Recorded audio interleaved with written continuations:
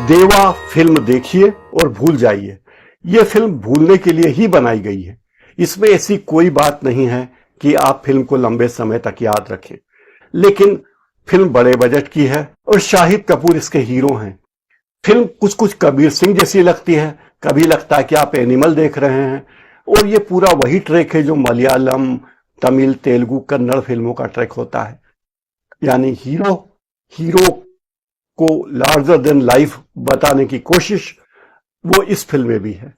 इस फिल्म का हीरो शाहिद कपूर एक पुलिस अधिकारी है, और एक ऐसा पुलिस अधिकारी जो बहुत गंभीर मामलों की जांच पड़ताल करता है, अपनी जान की बाजी लगा देता है। हमेशा सिगरेट पीता है, शराब पीता है, और वो सारे काम करता है जो भारत में नैतिक नहीं माने जाते। लेकिन चूंकि हीरो है तो उसे सब करने की छूट है। शाहिद कपूर ने इस फिल्म में जिस तरह के पुलिस अधिकारी का रोल किया है, वो पुलिस अधिकारी ऐसा है जिसे कहा जा सकता है वर्दी वाला गुंडा या वर्दी में माफिया। इस तरह के रोल शाहिद कपूर ने किए हैं। शाहिद कपूर के लिए गाने भी इसी तरह के टपरी टाइप बनाए गए हैं जो दर्शकों को पसंद आ रहे हैं। लेकिन फिल्म की कहानी में इतने झोल हैं, इतने झोल हैं, इतने झोल हैं कि यह फिल्म झोलिया बनकर रह गई है। मलयालम के चर्चित फिल्म निर्देशक हैं रोशन एंड्रयूज। उन्होंने मुंबई पुलिस नाम की फिल्म 12 साल पहले बनाई थी। 7 साल पहले उन्हीं की जोसेफ नामक की फिल्म भी थी। लेकिन यह फिल्म मुंबई पुलिस का रीमेक बताया जाता है। ऐसा रीमेक जो मेक नहीं होता तो भी चलता, लेकिन क्या करें, मुंबई में कहानियों का बड़ा अकाल है, इसलिए रीमेक के नाम पर रोशन एंड्रयूज ने मुंबई पुलिस का रीमेक बनाया है। नाम है देवा। देवा इस फिल्म में हीरो का नाम देव आम्ब्रे है, लेकिन एक दुर्घटना में वे अपनी याददाश्त खो देते हैं और मनोचिकित्सक उन्हें कहते हैं कि आप पहले जो थे देव ए थे, अब आप देव बी हैं।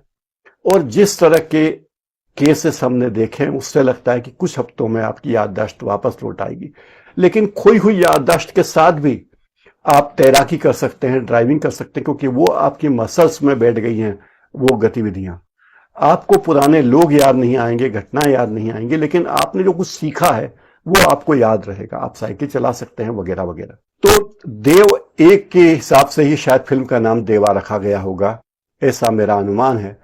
वैसे ये फिल्म देवा नाम से एक रजिस्टर्ड नाम सुभाष घई ने रख रखा था, लेकिन इस फिल्म के निर्माता निर्देशकों ने उनसे इसकी अनुमति ली कि अब वे देवा बनाएंगे, और ये देवा के रूप में शाहिद कपूर आए हैं। शाहिद कपूर की छवि हमारे मन में एक रोमांटिक हीरो की है। वो एक्शन हीरो के रूप में आ रहे हैं। शायद उनके लिए ये वक्त की जरूरत है या नई फिल्में पाने का तरीका। डॉन के पोस्टर के आगे वो खड़े होते हैं जिसमें अमिताभ बच्चन का बहुत बड़ा पोस्टर लगा हुआ है, और उसी के आगे शाहिद कपूर खड़े हुए हैं, यानी देव आम्रे। शाहिद कपूर के साथ ही पृष्ठभूमि में अरे दीवानो मुझे पहचानो, कहां से आया, मैं हूं कौन, मैं हूं डॉन, डॉन डॉन, ये बजता रहता है। मतलब ये बताया गया है कि ये फिल्म डॉन के बारे में है, लेकिन डॉन कौन है ये इस फिल्म में अंत तक रहस्य रहता है। और जब रहस्य खुलता है तो इतनी घुमावदार कहानी है, इतनी एक्शन पैक्ड है, इतनी घुमावदार है कि दर्शक भ्रमित हो जाता है कि आखिर वो देख क्या रहा है और हो क्या रहा है। इस फिल्म के 2-3 डायलॉग मुझे अच्छे लगे। एक तो ये कि मुंबई किसी के बाप का नहीं, पुलिस का है। एक और डायलॉग है, गंदे काम करने के लिए साफ वर्दी पहनने की जरूरत नहीं है। और एक उद्योगपति हैं जो कहते हैं कि हमारे बच्चे पब्लिक सर्विस नहीं करते, पब्लिक उनकी सर्विस करती है, और पब्लिक सर्विस करने वाले लोग उनकी सर्विस करते हैं। अच्छे डायलॉग हैं। ऐसा लगता है कि इस फिल्म के डायरेक्टर एक इंटेंस थ्रिलर बनाने की कोशिश कर रहे हैं, लेकिन कहानी कहीं धीमी पड़ जाती है, कहीं कहानी लड़खड़ाने लगती है। किसी तरह फिल्म अंत तक आती है, और जब फिल्म का खात्मा होता है तो दर्शक कहते हैं अरे खोदा पहाड़ निकली चूहिया। ये इसके लिए, इतनी बकवास के लिए हमने इतना समय दिया, 2.5 घंटे, और क्यों शाहिद कपूर ने अपनी इज्जत खराब की इसी फिल्म में काम करने के लिए। वैसे लोग कहते हैं कि इस फिल्म में शाहिद कपूर ने अच्छी एक्टिंग की है। मुझे भी लगता है कि उन्होंने अच्छी एक्टिंग की है। डांस के सीक्वेंस जबरदस्ती डाले गए हैं वो भी इसमें हैं, लेकिन मुझे लगता है कि हिंदी फिल्मों के साथ सबसे बुरी बात यह है कि जो जहां वे समाज की असमानता दिखा सकते हैं, अपराधों के पीछे की जांच दिखा सकते हैं, गंभीर मामले पुलिस कैसे पकड़ती है, उसके बजाय पुलिस अधिकारी अपराधियों से व्यक्तिगत खुन्नस निकालते दिखते हैं। और जब तक अपराधी पुलिस वालों के परिवार वालों के साथ या नजदीकी लोगों के साथ कोई जुल्म नहीं करते, पुलिस वालों को जोश नहीं आता, और यहीं हिंदी फिल्मों की कहानी कमजोर हो जाती है। इस फिल्म में शाहिद कपूर की प्रेजेंस दमदार है, लेकिन पूजा हेगड़े जो फिल्म की हीरोइन है, भर्ती के लिए थी। बहुत थोड़ा सा रोल उनका है। उन्होंने एक जर्नलिस्ट की भूमिका की है, एक ऐसी जर्नलिस्ट जो पुलिस के बारे में अंदर तक की खबरें रखती है। फिल्म की कहानी और निर्देशन देखकर समझ में आता कि जो बात, साधारण सी बात एक रिपोर्टर समझ सकता है, वो पुलिस के अधिकारी नहीं समझ पाते। पुलिस के दिग्गज अधिकारी इस बात को नहीं समझ पाते, तो अचरज होता है कि वे इतने बड़े बड़े पदों पर बैठे क्यों। कि अपने पिता के अपराधी अतीत का बोझ ढो रहा हीरो एंग्री यंग मैन के रूप में सामने आता है। वो पुलिस में भर्ती होता है और वो चाहता है कि अपराध खत्म हो। ऐसा कहा जाता है कि वो ये चाहता है, लेकिन जैसे जैसे कहानी आगे बढ़ती है तो लगता है कि अरे ये तो कुछ और ही हो रहा है, जो होना चाहिए वो नहीं हो रहा है, बल्कि कुछ दूसरा ही हो रहा है। इस फिल्म में हीरो को जबरदस्ती हीरोइज्म का तड़का लगाया जाता है।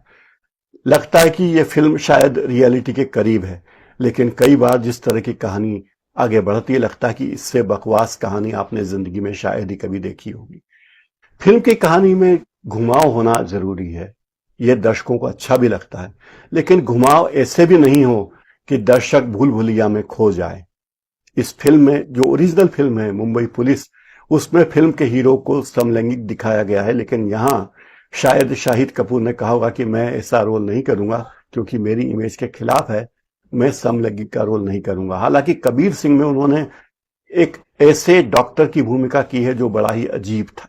आजकल हिंदी फिल्मों में कुछ अजीब से दृश्य लोगों को पसंद आते हैं, जैसे एनिमल में रणबीर कपूर को जिस तरह हिंसक दिखाया गया है, कबीर सिंह में जिस तरह शाहिद कपूर को हिंसक दिखाया गया है, देवरा में हिंसक हीरो दिखाया गया है। पता नहीं कौन सा वर्ग है, दर्शक वर्ग, जो इन फिल्मों को पसंद करने लगा है। वो फिल्म की नैतिकता अनैतिकता से दूर है और उसे केवल कुछ दृश्यों का, कुछ सेकंड्स का उत्साह चाहिए। ऐसी ही फिल्म देवा कही जा सकती है, जिसमें कुछ क्षण का रोमांच होता है और बाकी फिर कहानी घिसकने लगती है। फिल्म में सारे फार्मूले वही हैं। एक पुलिस वाला दूसरे पुलिस वाले को बचाने की कोशिश करता है, पुलिस वाले आपस में रिश्तेदार हैं, सबके भीतर कोई न कोई ग्रंथि है और उन ग्रंथियों को लेकर वे अपने समाज से लड़ रहे हैं, अपने आप से लड़ रहे हैं। फिल्म में जिस तरह से कहानी रची गई है वो कई बार तो हास्यास्पद होती है कि आखिर एक पुलिस अधिकारी की हत्या के लिए जो षड्यंत्र रचा जाता है, उस षड्यंत्र के लिए इतनी लंबी चौड़ी कहानी, इतना लंबा चौड़ा घटनाक्रम रचने की क्या जरूरत थी। आए दिन हम देखते हैं कि कई लोगों की हत्याएं होती और इस तरह चुपचाप हो जाती कि किसी को पता नहीं चलता और बाद में जांच में अपराधी पकड़ में भी नहीं आता। इस फिल्म को 6 लोगों ने लिखा है, 2 लोगों ने इसके संवाद लिखे हैं और स्क्रीन प्ले लिखा है, लेकिन इतने लोगों ने मिलकर जो भानुमति का कुनबा कहा जा सकता है, जो चूचू का मुरब्बा बनाया है, वो भूलने लायक है।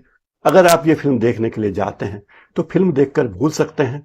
इसमें सारी गलती फिल्म के निर्माता, निर्देशक और शाहिद कपूर जैसों की है। फिलहाल इस कार्यक्रम में इतना ही।